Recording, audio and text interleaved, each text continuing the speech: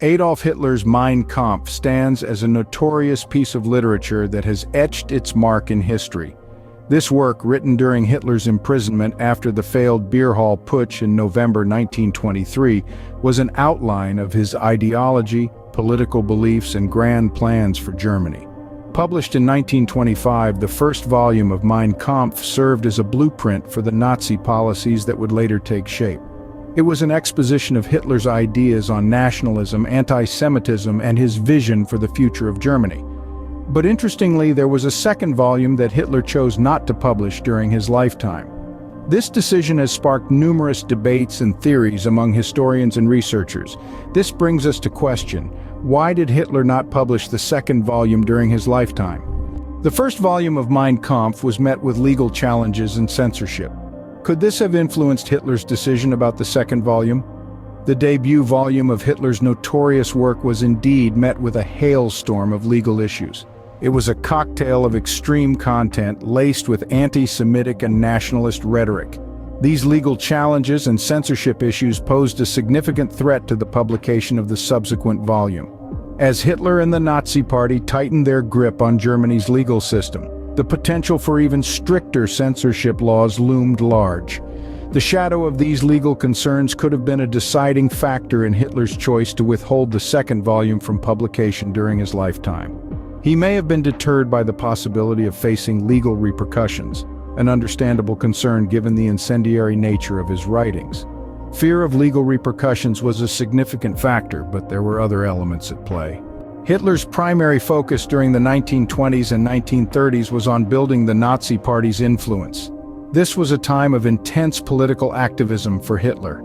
His days were filled with orchestrating large-scale rallies, delivering powerful speeches, and working tirelessly to expand the party's reach across Germany. This period in Hitler's life was marked by a relentless pursuit of power and influence. His goal was to consolidate his power and transform the political landscape of Germany. The Nazi Party was his vehicle to achieve this, and he was at the wheel, steering it towards his vision of a new Germany. Amidst all this, the writing and publication of the second volume of Mein Kampf may have taken a back seat.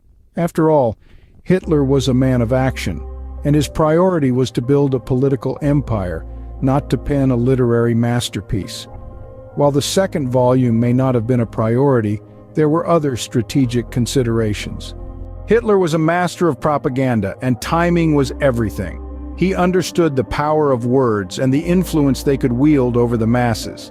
As such, the second volume of Mein Kampf may have been seen by him as a strategic chess piece, to be moved at the right time for maximum impact. The idea of releasing this ideological manifesto at a later date could have been part of his grand plan, leveraging its content for propaganda value when the time was ripe. By withholding the publication, Hitler had the opportunity to control the narrative, to dictate when and how his ideas were presented to the world. This allowed him to use the second volume as a tool to further his political goals whenever he deemed fit. But strategy wasn't the only factor at play. In addition to strategy, personal insecurities also played a part. Behind the authoritarian personality, Hitler had personal insecurities which could have influenced his publishing decisions. Known for his strong ego, Hitler was also characterized by an underlying perfectionism, a trait that may have led him to delay the publication of the second volume of Mein Kampf. Fear of criticism, backlash, and potentially damaging his meticulously crafted public image could have further compounded his hesitations. Simultaneously, Hitler's ideology was not a static construct. It evolved over time, shaped by political circumstances, personal experiences, and the ever-changing landscape of German society. The content of the second volume of Mein Kampf, therefore, may have needed constant revisions and updates to reflect these ideological shifts.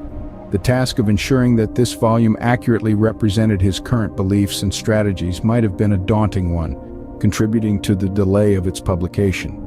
The combination of legal concerns, strategic considerations, personal insecurities, and ideological evolution all contributed to the decision to withhold the publication of the second volume.